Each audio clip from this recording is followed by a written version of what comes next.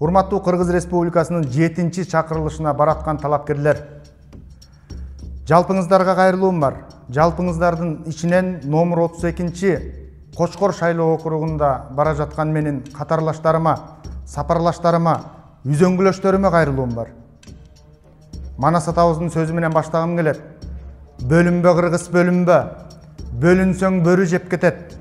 Бөлүнүп калды булар деп бөлөктөргө кеп кетет. Бөлүнгөнүңдү укканда бөрүлөр бөлүп жеп кетет дейт. Түндүк түштүк болуп, бөлүнүп, жарынып, каймуратка жетебиз. Эл бөлүнгөн жок, биз бөлүп атабыз. Ошол бир бүтүм элди биз жарып атабыз. Биз ынтымагына доо кетирип атабыз. Биз келечегине балта чаап атабыз.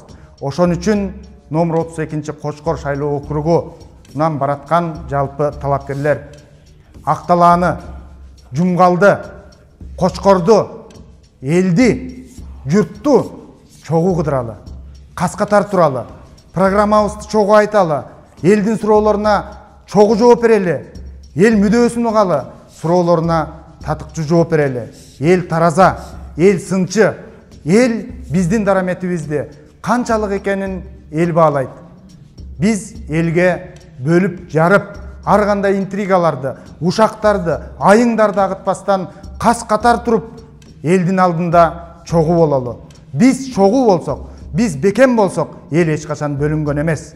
Мен сиздерге бөлүнбөө үчүн ушул сунушту алдыңыздарга таштап атам, чакырык жасап атам, эл алдына баралы, эл алдында чогуу бололу, кас катар туралы. Дагы бир жолу кайталайм. Кочкорду, Жумгалды, Акталааны чогуу кыдыралы, урматтуу замандаштар, агалар, эжелер, инилер, замандаштар. Биз бир атанын, бир эненин балдарыбыз. Бир элди бөлүп албайлы. Коктуга, колотко, сайга бөлүп эч муратка жетпейбиз. Менин чакырыгым биримдикте бололу. Мирлан Самыйкожо, жаңы тарых жаратабыз.